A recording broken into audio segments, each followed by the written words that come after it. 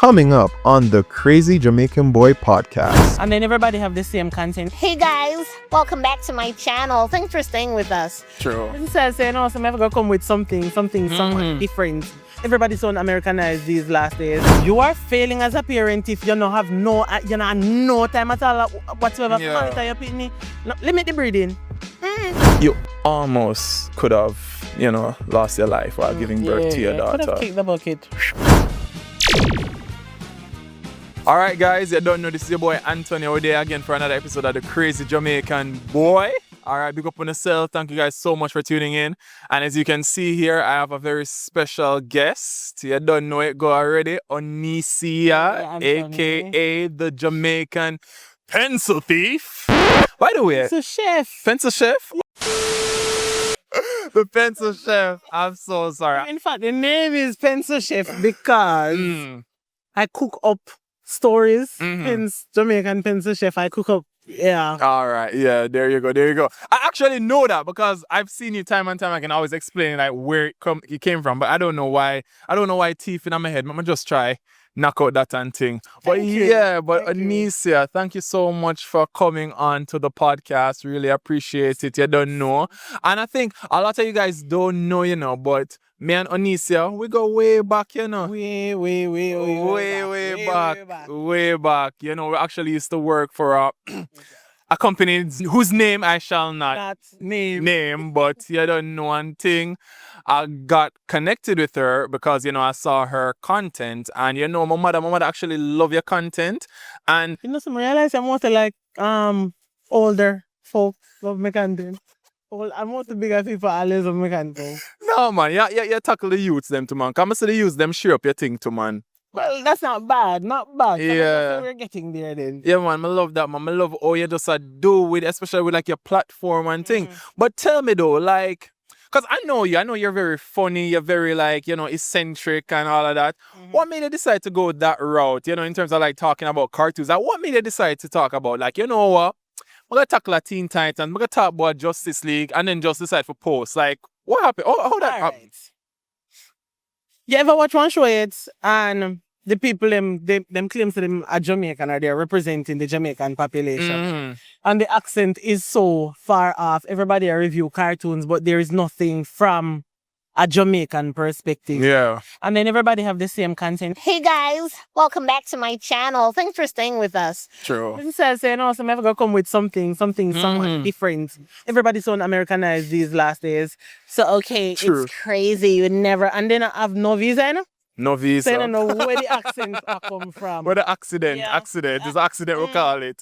Yeah, man, for real, man. But yeah, like it's so good and you be so on point. I try. You know the one where kill me sometime, the one where it is about with the Dora the Explorer with the whole thing where that and so someone said that things that irritate me from me a little pitney. And I say, all right, me just need the time to speak about that. Yeah. It's the best time now. It's the best time. Me take the opportunity and branch out and I love it, man. I love the content thing. You mentioned to me that you have a book that's coming up and thing. You know what funny? We're actually at Devon House shooting this. So the book is called Cream of the Crop, A Boy, A Dream, A Jamaican Legend. So it's basically about a young boy that travels from Mandeville. You know, like when you go on school trips, when you're little, you go like Rose Hall, Great House, Devon House, but the little boy is very rude. So he leave the school tour, which should have been the Devon House mansion. So they're touring the mansion and everything, and he leaves the school tour, ice cream him come boat. So when he leave now for go to the ice cream shop, I hog down the ice cream kind of craving, So in a mysterious turn of events, he time travels back to 1881. So there he meets George Stibel. Stibel is Jamaica's first black millionaire. And I him build the Devon House mansion. So on his way back to present day 2023, so we learn about the history of the Devon House mansion.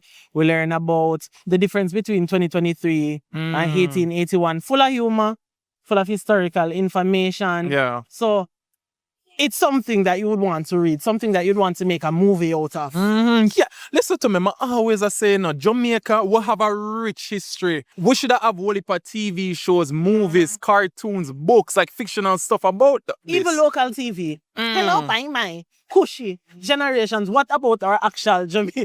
No, or not. True. What about our Jamaican content? What would I want for ourselves? What would I want to experience?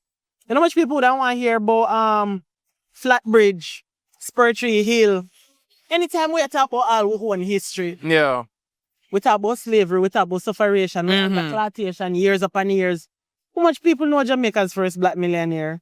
Enough people don't know. Yeah.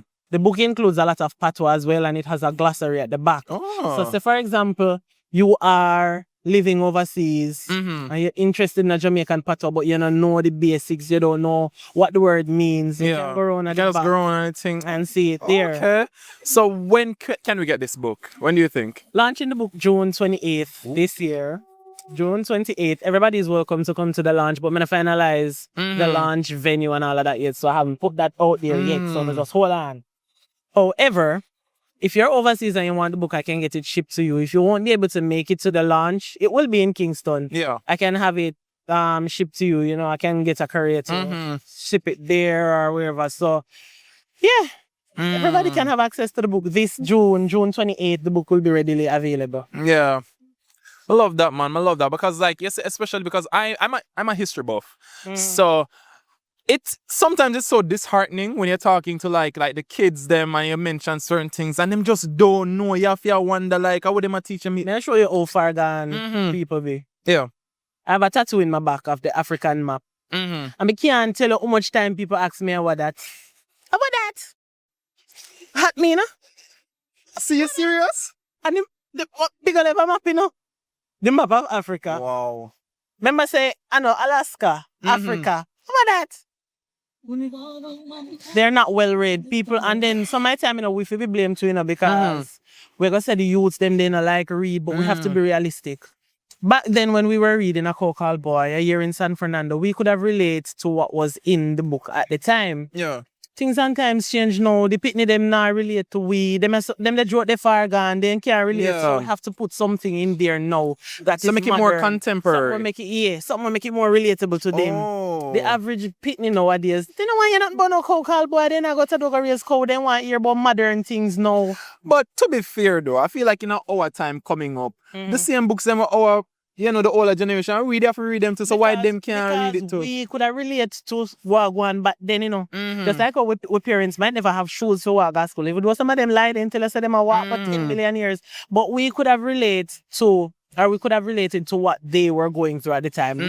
Not exact, you know. Yeah. We could have related to some of what they did go through. But the pin of them nowadays, that's the truth. They have chat GPT, you know, we used to have to catch up in a library. True. They now got internet cafe again, you know, not even that what we used to have. Internet cafe is still a thing? They have printer in yard. So what we are going to talk about now, they can't, it boring to them. True. They can't relate. True. So you think that, like, to tackle the, let's say, this illiteracy problem, you think that we have to make it more relatable to the current generation? The interest. All right, think about it from this perspective. The Bible has been here from before the end of time. Yeah. From before the beginning of time, rather. Enough people now read the Bible and not relate to it. But as I start to do the Bible reviews from a comical standpoint and then me simplify it, something what people can relate to. You realize how much people are saying, look in the comment section, I want to read the Bible, I have to start read the Bible. When you go high school, some people pay more attention to specific classes based on the teacher and how the teacher deliver the message. So we have to make sure that the message that we're delivering in the books, the people them want to hear it. Yeah. So we have to just kind of shape it in a way to get them to be interested in it. Right. I definitely think that we're kind of struggling in that department right now as it is. Yes. Like and don't, you know? No, I know. But they try to clean it up, you know what? All right, we're going to say, the people them done. Then don't like a bat. Yeah, we all in a taxi and over here doing conversation and me I say, and then you see, because we have social media now, everybody have to view say, me not fi be this, me not fi be that. Me can just turn on my camera and make a money and then I understand say you need your brain. The dance culture right now make no sense. You're gonna need your brain. If you're one content creator, right? And you have, let us just say you have 100k followers, you know, no education and nothing, but you're just funny, you're just a crack. Yeah. When corporate Jamaica reach out to you now, right? And they want to negotiate with you, what is your base rate? You can't negotiate, you can't get no contract, you can't get no deal, you can't tell them why this would be beneficial to you. You can't tell them why from a marketing standpoint I should be your brand ambassador. So you're just over there with the tops and roses, the two little cackles where you can creep off of social media and it just ends there. That's a very good It point. just ends there. You have whole heap of people right now. I say, oh, that person you have how much followers on TikTok or how much followers on Instagram, and somebody that has a lot less. Then always I say, oh, then pick the uptown person. And not always the uptown person or the person that has an educational background that brings out what is it that the company can get out of it. So they now understand the importance of education. They don't since really and truly not go nowhere. True. No, you're right about really that. And truly not go nowhere. You're right. And when everybody done, how go they have a clinic and take care of you? Who gonna be the lawyer a couple years from now? Who gonna be the doctor, the nurse, the engineer? It's actually concerning. Yeah, it is actually. It is. Definitely. So what do you think like can be done though to kind of like get the kids them into the books, get the kids them to like look at other career paths than the ones that's kind of pushed to them on social media? All right. Some of them done, we have to face the reality. Some of them gone through the gate already and then done fear and belief and then can't save again. So the very few that we can help. Some of them gone. The very few that we can help. Try to pique their interest. But you see, if we ever think about the next years beyond, start from the root, start focus the basic school. Some of the basic school, them you can't have a picking of them just a watch TV, a clap, them a clap from the yard. Start introduce them to certain things. You're not supposed to reach a grade 1 and when they're grade 1 we learn letters. When they're grade 1 we are color and then something there. Target them from the young and make sure so they start focus on certain things. So when they reach a certain level, now wait till they gone through the gates. Yeah. Start implement certain measures for them from early. And I do think that too. I feel like a lot of these kids should not even be on social media, to be honest with you. All right, we can't stop them. Because you see, if you block them from social media, they're going to find some other way. But all right, look on this too, Onecia. Let me give you an example. So like, you know, obviously we are come up in the internet age. We're millennials. So, you know, we did it. Are you millennial, by the way? Gen Z? Me last me a millennial. Me don't confirm. All right. So I'm a millennial. So like so we kind of in that little space that where we kind of had the old and the new technology we have to deal with, right? So like we had internet growing up and all them little stuff. Then you had chat rooms and them little things. But you see with my mother now, me couldn't really use the computer if she never did that. Me couldn't use no kind of social media, no kind of chat room till me reach a certain age. Parents have a responsibility and a major responsibility. Yeah. Not for them just give the pitney them the tablet. And then just make them go on with it. Yeah. The pitney then can't bother with the nagging and then ears hold, then turn on the TV, give them or then give them the tablets. Yeah. Remember, you know, if a child, especially a baby, know about the tablets, he not got addicted to it in the first place. I have a daughter. She's 2 years old. She's gonna be 3 this year. She not have no tablet. She not have no tablet. The only tablet she would get a Panadol and a liquid form. So she not get no tablet. She not need that right now. Yeah. She's gonna go outside like how me go to door. She go play. She go drop. She go interact. She watch TV. She use my phone from time to time. But there is a limit. Nothing wrong if you give your pitney a tablet, you know, but then can't just depend on it 24/7. The people them now manage them pitney like one time again. I think parents that's the are addicted to social media as we speak. And I also think too, you know, with how society kind of set up now with this hustle culture, sometimes people just not have the time. You know what I mean? What do you think? I beg to differ. You beg to differ? I beg to differ. All right, I'll give you an example, right? So like, I feel like back then, where like, you never really have to have this whole heap of this job, this job to kind of keep, you know, certain things afloat. But I think nowadays now is like everybody just burnt out. Because if you just do your first job, then you do your second job, then you probably have a little side hustle on the side. So everybody just do so much now for survive and keep things together. Whereas like sometimes sometimes they might neglect the things like, say, probably like, hey, let me check in for my son. Let me check in for my daughter. I would understand if it's a one-off thing, because every day you can check on your pitney. But yeah, you are failing as a parent if you don't have no time at all whatsoever to monitor your pitney. No, limit the breeding. No, at the truth, if you don't have no time at all. So you don't think that's not a good excuse then? No. All if you come in a late hours at night, you go check and see what your man do. Me not hear from him from morning. Woman are gonna left them man if they not check up on them throughout the whole day. Man are gonna left them man if they can't hear from them for the whole day. What you was a parent, you can't check on your bikini. Throughout the day. Come on. You're right. You're right. That's not a good enough excuse. It's not a good enough excuse still. But you also raise a good point where you say like a lot of these parents, they're very addicted to social media. Everybody want clout nowadays. everybody I use social media. Like some things. Shame is that thing after passing us on sitting when me sip on social media. Batman couldn't beat that out of me in a Gotham. You crazy? You're right. Everybody don't have no shame again. Everybody does tell you everything. That's true. Like nobody don't really feel like them for hold it again. No. And then sometimes so them will all just say like just blurt it out like that. If them think say it, I gonna get them attention. Sometimes they will tell a lie on themselves, Forget 3 likes.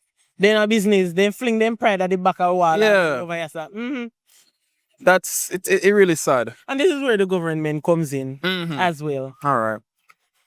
Let us start talking about how the social workers come into play, implement certain things. Some of my people, them, they don't understand. Some of my parents, them, they don't understand.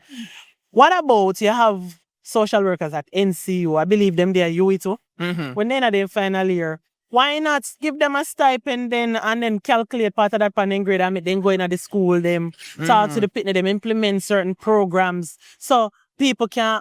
I don't know, we need some self-esteem, redevelop mental programs and so people lose it. Yeah. We gone. The nation gone to the dogs nowadays. Nobody know no shame. The people them come up thinking that it's okay. Me see my auntie do this, me see my mother do this. So me not really see nothing wrong with this again. And me can't stop talking about the promotion of dance culture. Yeah. It is so weird. Everybody does proud for dance. Everybody does proud for illiterate. People will mock you nowadays if you have subject. People will mock you nowadays if you have subject and they not see the relevance of the subject. And that's how we don't know. And it's concerning. You think it's widespread? Yes, it is. You think it's widespread? It is widespread. Violence is widespread. Illiteracy is widespread. First time you could have go in one community and you say, say here, so it's calm. This now a man with back down in a church street right now. And I see him, so illiteracy has spread. You're going to prep school them, the pitney them are underperform. You're going to primary school them, the pitney them are underperform. And it goes back. So you can't just say parenting alone.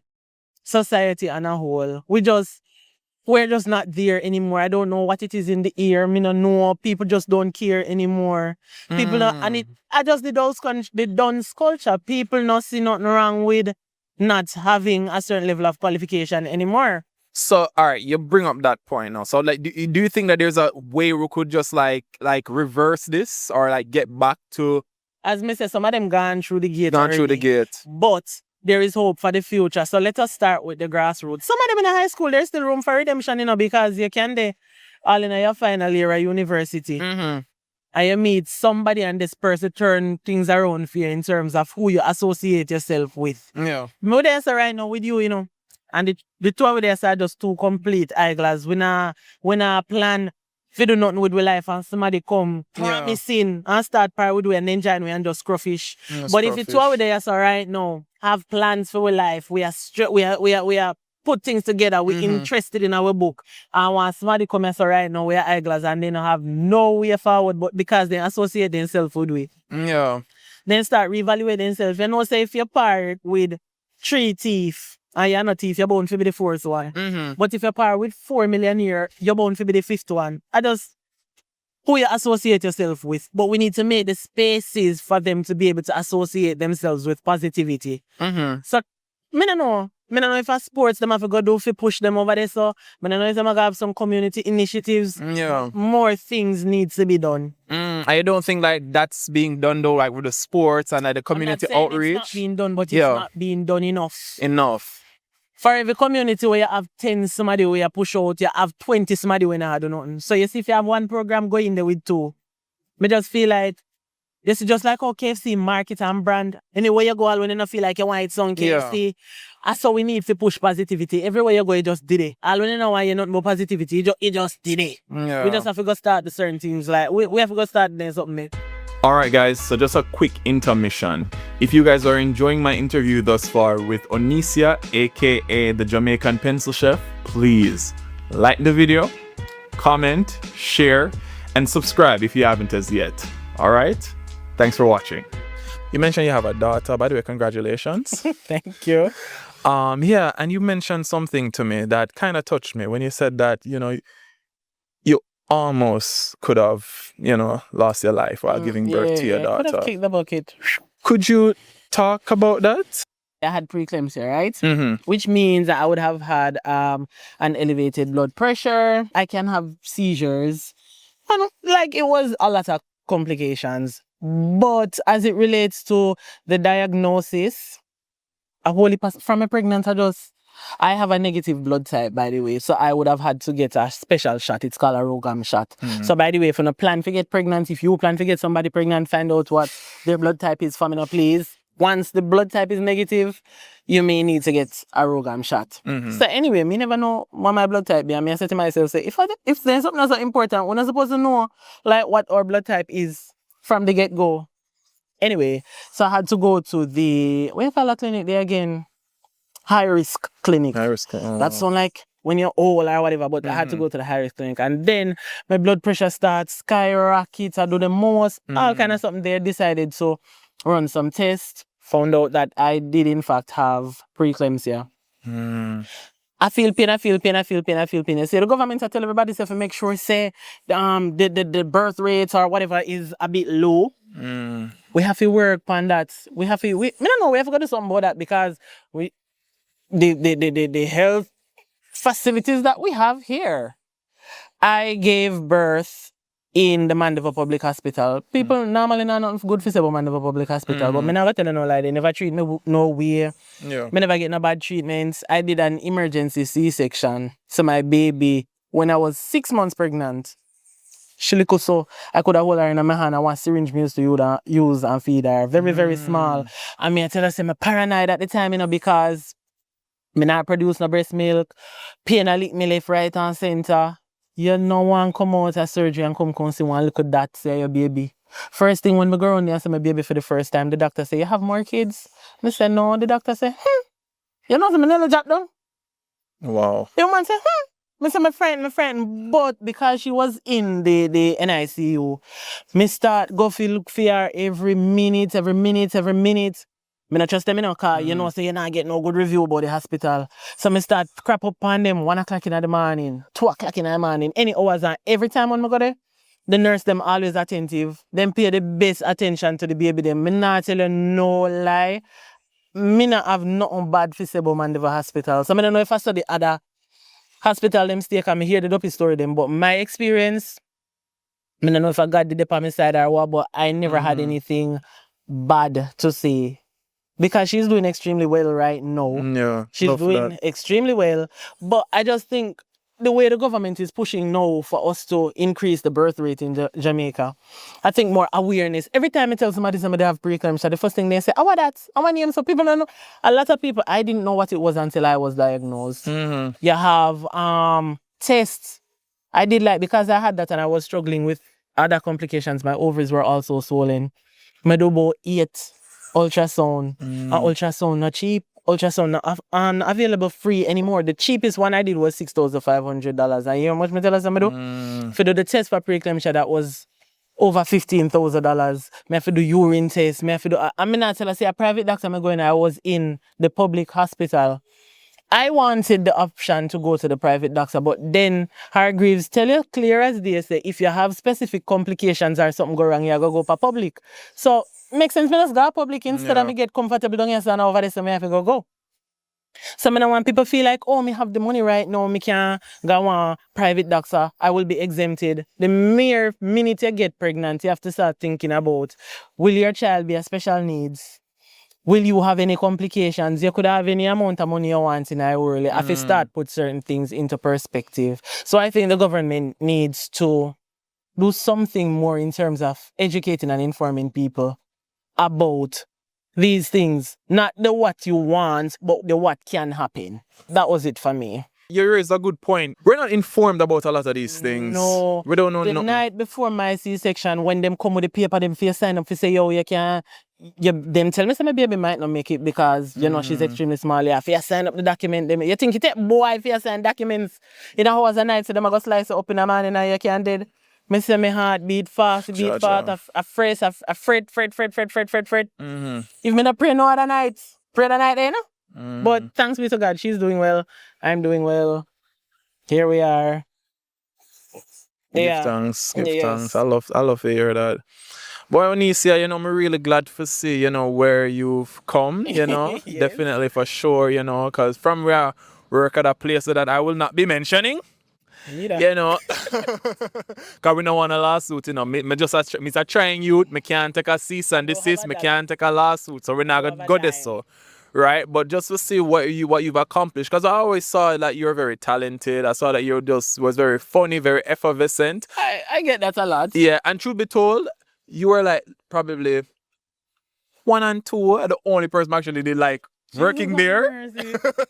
Yeah, for sure, definitely. So I'm really happy to see what you've accomplished, you know, and I just want you to continue growing your platform and just go and do your thing, man. I'm proud of you, man. Big up yourself straight. Thank and you always have my support, you know. Make sure someone get my copy of the book, you see me? Your book I got put on. Alright, make sure. I'm ready to go. There you go. So I'm really proud of you. I did want to play a little game with you though, but I think in the interest of time, we probably have to skip that.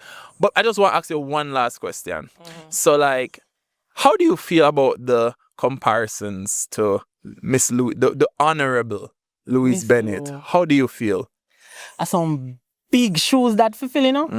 Me see some big shoes that fulfill. Like when me hear people say Miss Lou, I said myself, me?